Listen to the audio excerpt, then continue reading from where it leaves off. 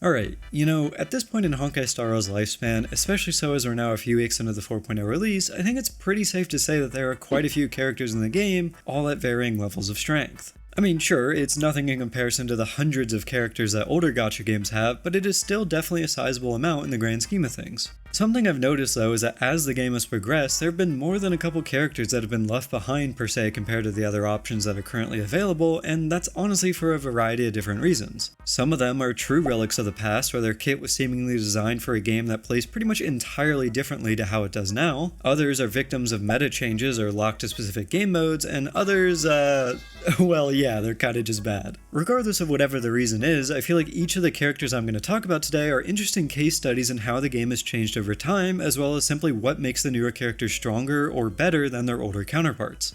I mean, hey, who's to say that a character we think is great right now might not end up just like the older ones did? So today, what I'd like to do is go through a few of these older characters, talk about what their intended role was, how they failed to stay relevant long term in their role, and then perhaps some potential ways to fix the mistakes that their kits have. There are quite a few that we could talk about that have all aged pretty differently, and I'll also have a couple hot takes included, so I guess stay tuned for that, and let's get started. But first, speaking of fixing kits, it's pretty difficult to mention that without talking about the recently buffed Sparkle, or more importantly, her new counterpart Sparksy. From what we've seen in the story so far, she's a total goober, and at least personally, I'm super excited to roll for her. But I'm not exactly doing too hot in the polls department, so if you're like me, you might be interested in today's sponsor, LD Shop. LD Shop is a safe and reliable top-up site for all your top-up needs, whether you play Honkai Star Rail, Genshin Impact, Wuthering Waves, or any of their other supported titles, and yeah, there's a lot. Like, let's be real here, topping up in these games can be pretty expensive, but LD Shop has got your back with huge discounts of up to 30% off. For example, in Honkai Star Rail, if you're like me and have been waiting for Sparksy, you can pick her up through their character guarantee bundle or even just the basic packs that their store offers, because they'll all have great deals regardless of which one you pick that'll save you a big chunk of the cost. It's super easy to use. All you've got to do is input your UID and select your server, and your top-up will appear in game within seconds. Alongside that, if you spend over $80 in 1 month, they'll actually have extra benefits like giving you a free supply pass that you can use in game, and if you register to LD Shop using my link down in the comments below, you can get extra coupons for 15 and 5% off, which can save you up to $30 total. LD Shop is trusted by thousands of players around the world, and with these benefits, I mean, who can blame them? So what are you waiting for? Use my link down below to get started. Thanks again to LD Shop for sponsoring today's video, and let's get back to it. To start, I think considering the amount of characters that are in this game, there are more than a few of them that haven't aged all that well. So I think what I'll do today is limit the discussion to one character per element, and I'll also only include limited 5 stars, meaning I won't be talking about the standard characters or 4 stars. If Hoyo actually acknowledged that 4 stars existed, then maybe we could talk about them, but honestly, I feel like they're kind of easy pickings per se and not really worth it. So, like I said, we'll be going element by element, and the first one we're going to do is the physical one. Physical has actually had a pretty solid amount of good characters over the course of the game. I mean, you've got Robin, who hard carried the follow-up meta, and Boothill, who is arguably one of the best single target damage dealers for a while, but you've also got heavy hitters like Heislands, who is part of the revitalization of the dot meta, Finon, who is just a disgusting DPS in general, Dan PT, who's basically one of the only 2 genuinely good sustains left, and even Yao Guang, who's going to be hard pushing the Elation meta. All those characters are either pretty good, still decent, or at the very least were really good at one time, even if they're not reaching those same peaks today. But there's a leftover character that never had those same heights to begin with, and that character is Argenti. I will say, I'm actually a pretty big fan of Argenti. This is some old Fleur lore here, but I actually have a second HSR account that I started specifically to get Argenti way back when he first released in 1.5. Like, the whole Night of Beauty shtick was pretty cool to me, and to this day I still think thematically his ult is one of the coolest ones in the entire game. But unfortunately, coolness only takes you so far, and just because I like him doesn't necessarily mean that he's fared all that well in terms of the meta or, just general usefulness. For those of you that don't know anything about what Argenti does, well, I'm not too surprised considering he's honestly got a pretty forgettable kit. His skill is an AoE attack, and his ult, well, I mean, yeah, that's an AoE attack too. He kinda takes the whole Air Edition characters must attack everyone thing to the extreme, I guess. That said, he does actually have a sorta unique gimmick where he has 2 ultimates where one of them costs less energy but doesn't deal as much damage, and the other one costs more energy but gains extra hits per ultimate. On paper, having a simplistic kit like that isn't necessarily a bad thing, but unfortunately for Argenti though, his kit's damage multipliers really just don't hold up in the current state of the game. Honestly, even back when he released, he was mostly just considered okay, and for the most part people relegated him to just being used in pure fiction. But nowadays, he honestly even struggles there. Really, due to the simplicity of his kit, the fact that all of his multipliers are that of a year 1 unit doesn't really do him any favors overall. And like I mentioned at the beginning of this video, some characters are truly relics of the past, and he is definitely one of them. He was basically entirely designed for the release of pure fiction, but as things have scaled up within the game, the fact that there's basically no nuance in his kit at all led to him very easily falling off and also aging rather poorly. I mean, as it stands, his one use case is to be a herd or sub DPS on the win set, but even in that use case there are competitive or better options. Now, with that said, because of everything that I've been talking about, it basically means that his kit is a blank slate in terms of improving it. For one, they could keep the simplistic nature of his kit by simply just adding more damage to it. Like say, instead of his tier 2 ultimate having 6 hits that bounce between targets, each enemy could get a guaranteed amount of hits that consolidates depending on how many enemies are on the field. Or if we don't want to keep his kit super simplistic, then maybe there could be a world where each of his ultimates become more unique from each other, rather than the tier 2 ultimate basically being a direct upgrade from tier 1. And if they were different, that would immediately introduce more nuance into his kit, where you have to decide on the fly which one is better than the other in all the different situations that you might play him in. That's just 2 ideas though, and I'm sure there's plenty of others to think about. All in all, our Knight of Beauty definitely needs something. Because I mean, when you're competing against a 4-star of all things, considering the state of 4-stars in this game, you're definitely struggling and you need some help. Moving on from physical units, we can now talk about fire units, and honestly, this is a tough one to pick just one unit because there are genuinely a lot of pretty rough ones. Like on one hand, you've got Firefly, who in the current state of the game is a complete brick if you don't own Dahlia. I mean, trust me, I would know. You've also got a healer like Lingsha, who somehow ended up as a better DPS than she is a sustainer, and also a character like Jiao Cho, who's pretty much only usable with one character in the entire game. But I really don't know if there's anyone that can take the cake both literally and figuratively in the fire category more than our favorite tax collector, Topaz. Topaz is, well, honestly, she's a weird one. The original intent for her was definitely to be a sub DPS that also buffs a main follow-up DPS, and for a while she did just that when paired with Dr. Ratio. After Dr. Ratio was released, both Robin and Aventurine came out to complete what was called the Rat team at the time, but where she started to fall off is when Fei Zhao released to make the, Fart team.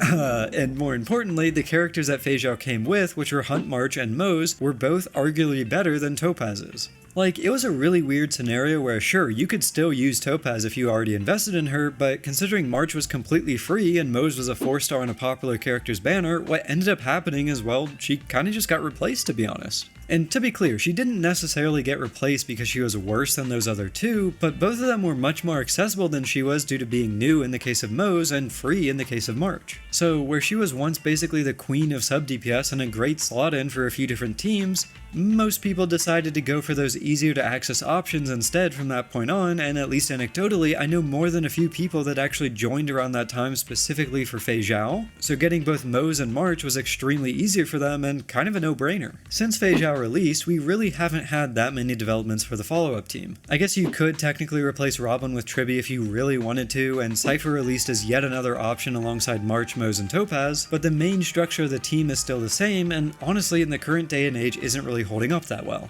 So if the team as a whole isn't holding up that well, then it's very easy to see why Topaz herself, who already had replacements, isn't doing too hot either. If you add on top of all of that the fact that she's now quote-unquote free from the Golden Spirit exchange shop, and also the fact that we've got a future character releasing with a similar archetype to hers but, you know, actually good, then I really don't see her situation improving anytime soon. That said, I do think there are some pretty easy ways to fix her.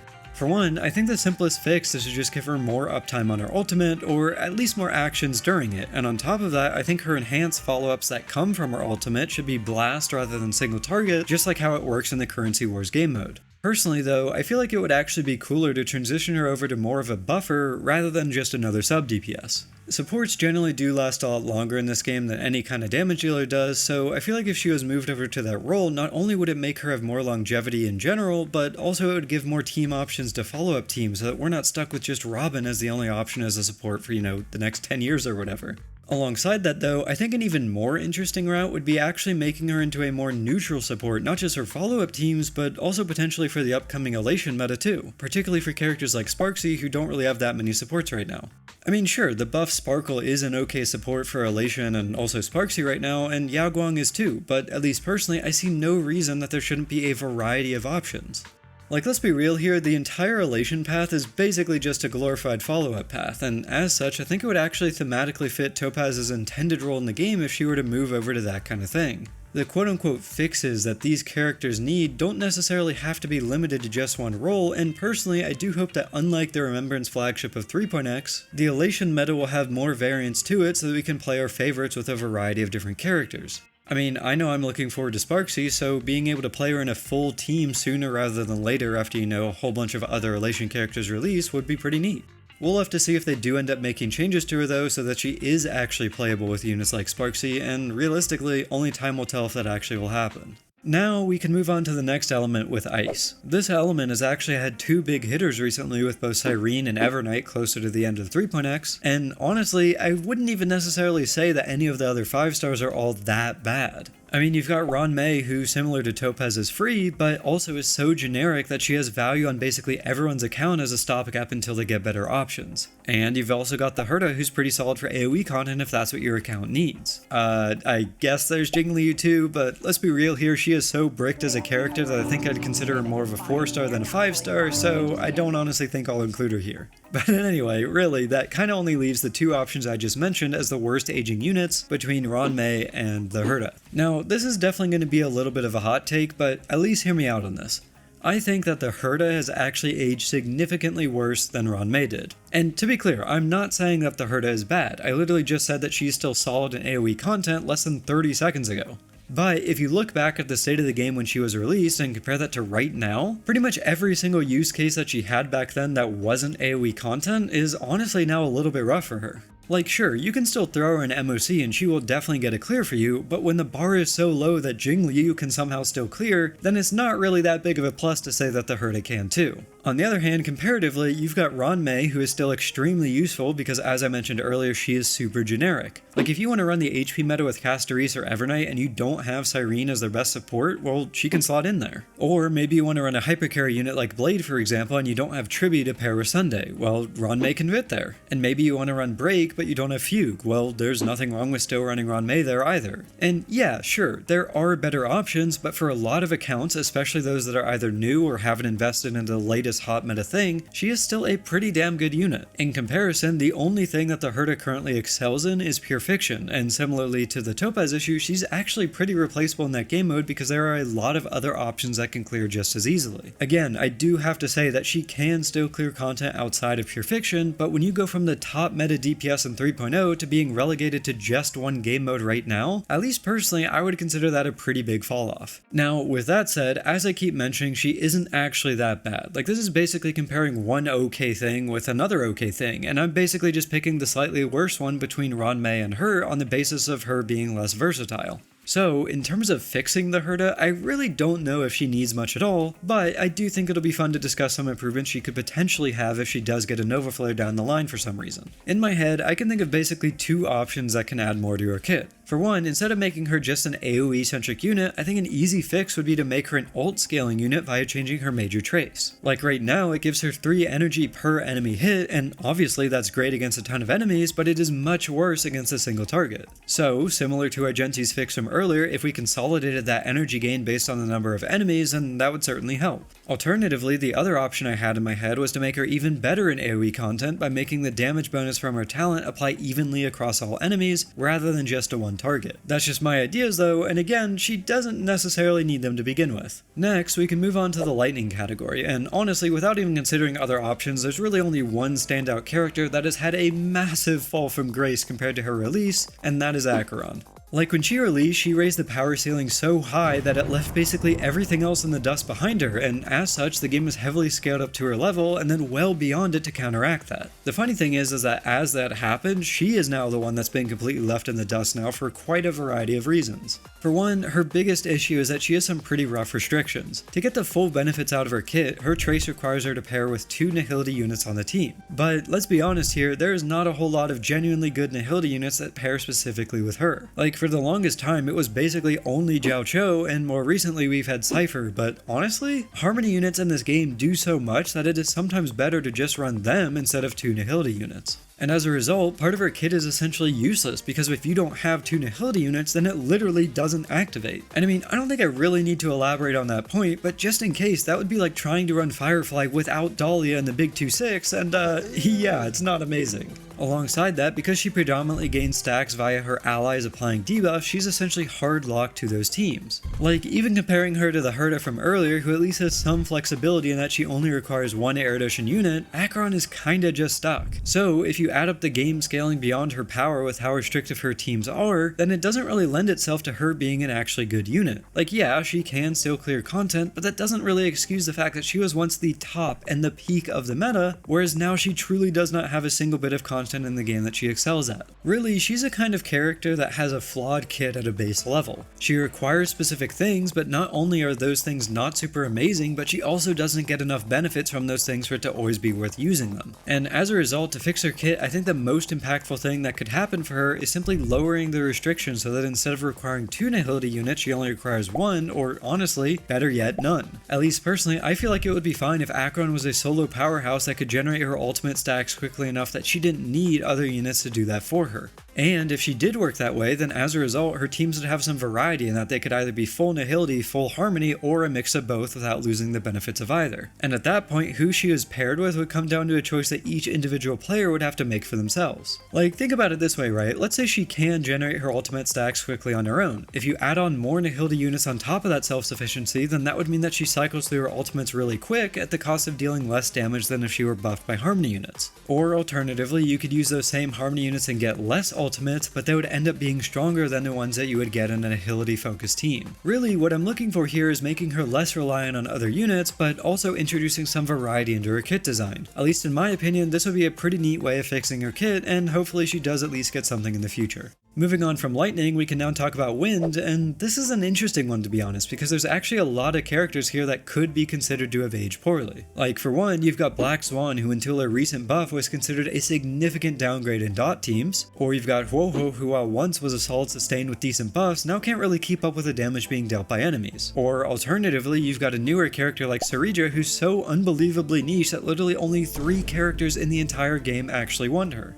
But the one on top of all those in my opinion is actually someone who's more of a recent character, and also one that I'm personally pretty sad that ended up this way, and that's Saber. Unlike her quantum counterpart with Archer, the unfortunate thing with Saber is that she never really even got the opportunity to fall off because she was just released as a mid character with pretty fierce competition in her niche. The patch that she released was when Blade got his buffs through Nova Flares, and they're both Wind Destruction DPS, so inherently they have similar gameplay. Not only that, she was also released in the same patch as Phynon, who is one of the main push characters of Amphorius, who also coincidentally is a Destruction DPS. Ignoring her competition though, her kit is actually fairly unique with some action advancing as well as energy refund mechanics. But really, all that means is that in practice she's just an ult bot where your only goal is to spam her ult as much as possible, and unfortunately for her, being an ult bot puts her pretty much in the same scenario that Argenti is in. Like, her biggest problem is that the entire point of her kit is spamming her ult, and there's pretty much no nuance to that. And while yeah, it is really nice to see the Excalibur spam, especially as a fan from the Fate franchise, it also means that there's basically no real depth to her gameplay either. In an ideal world, some of the gimmicks in her kit, like her getting an enhanced basic attack after ulting that's full AoE, would offer that gameplay variance, but pretty much all of her power budget was allocated to the ult itself, and as such there's not much left for the rest of it. So basically what I'm saying is that because of how ult-centric of a character she is, the rest of her kit has suffered, and as such the best way to improve her kit would be to ignore the ult entirely and actually focus on those other aspects. So, for example, I mentioned that she gets an enhanced basic attack after she uses her ult, and that's great. You get to deal AoE damage until you realize that A, you are forced to use that attack instead of being able to choose when you want to use it, and B, its modifier is genuinely terrible at 150% base and 370% against one enemy. And for context, or I guess comparison, Archer can do up to 560% per arrow of his skill, and if you don't know anything about Archer, he gets to absolutely spam that thing. Thankfully though, this does mean that Saber has a very easy fix to her kit, and that's simply just buffing those multipliers. Like, I think it is actually great that a character has gimmicks like this where they get enhanced basic attacks and they can action advance themselves and all that kind of stuff, but it has to actually be worth it. And right now at least, I really don't think it is. Alternatively, they could give you more options in terms of how you use those enhanced attacks by letting her choose when to use her abilities without the game forcing it, and ideally also offering a bigger benefit to doing so. Like, let's be real here, it is pretty boring when a kit boils down to I spam skill until I get ult, and then I use it. So again, similar to some of those fixes from earlier, I think just simply adding more nuance to her kit in terms of how she plays on a moment-to-moment basis would definitely help. Now on to the next element, we've got Quantum. Genuinely, and I really do mean this, I think this category and this character has probably had one of the biggest fall-offs in the entire game, and it's genuinely really unfortunate because I do like this character and her kit as a whole. And that character is Fujuan. Yay, our short queen has finally been useful for something, and it was winning a falling off competition. Woohoo! For those of you unfamiliar, as Fujuan is a relatively old character at this point, she was once considered a really good sustain character because her entire gimmick was absorbing damage that her teammates took to herself, and then reducing that damage based on not only her teammates' stats, but hers too. Back in the day, she was actually a pretty potent sustain for the content that the game had, and despite being SP negative, she more than did her job and was worth working around that limitation. She also provided a team-wide HP increase, minor healing, and some damage, and if you can't see where I'm going with that, we'll come back to it in a bit. For the most part, at least back then, she was actually okay at dealing with the damage that her teammates took, but where she started to have issues was when the damage started rising again pretty much after Acheron released. For example, instead of everyone taking 500 damage and her mitigating that total amount, now we were taking double or more, and for someone who's consolidating all that damage into herself, well, it became pretty difficult to sustain. But that was just during 2.0. Theoretically, as we moved into an HP-focused meta during 3.x, she should have excelled, except for the fact that pretty much every HP-focused character in the game came from the Remembrance Path, and as such, they all have a memo sprite to go along with them. Unfortunately, unlike how Shield scaled pretty cleanly into that meta because each memo sprite is considered its own unit that gets its own shields, Fujuan on the other hand didn't scale cleanly because of that same reason. Like, instead of tanking the increased damage for just 3 other characters, now she had to tank for potentially 6 characters if they all had memo sprites, and yeah, I mean that's quite a lot for one character to deal with. So, in a meta where she theoretically should have excelled, well, she basically got left behind because she functionally couldn't sustain that many allies. But that's not all, because if you remember, just a minute ago I talked about her providing useful buffs and damage, but unfortunately for Fujuan, the Aeon of Veracity was released that did literally everything she does, but significantly better, and that was Hyacine with Ika. Like, let me put this into perspective here, right? Hyacine boosts the team's HP by 30% whenever she casts her ult, which is kinda nuts all things considered. It helps sustain the team as there's a larger pool to play from for her allies, but it also increases the team's damage assuming they scale off HP by quite a significant margin. On the other hand, Fujuan increases HP too, which is great, but it's literally 1/5 of the percentage that Hyacine does at a measly 6% HP increase. In terms of healing, we all know Hyacine heals a metric ton, but Fujuan barely does it all, and in terms of damage, I mean, my god, just look at this. There's no way in hell that Fujuan is doing that. So really, Fujuan needs a lot of help, but thankfully since her kit is a joke, she actually does have plenty of options to fix it. For one, they could make her a better sustainer by doing something like capping the damage that she absorbs, meaning like if the team takes a combined 5,000 damage, then she absorbs it all but only takes half of that damage herself. Or they could go all in on making her a DPS sustain, where your goal is to just barely make it by with the actual sustain part of her kit, and then you just kill the enemy quicker instead by the damage that she offers. They could even make her a better buffer by moving some of her eidolons like her E1 down to her base kit, and therefore she can just generally do more overall. There's options, but yeah, she really does need help. And now, last but not least, we can talk about the imaginary element. This one actually has quite a few options for the biggest falloff. There's the Luocha, whose only role in the game is to just heal a ton, and as such is basically only used with Maide. There's also Rappo, who until the recent break resurgence wasn't doing too hot either, and even with Dahlia's release is performing worse than Firefly.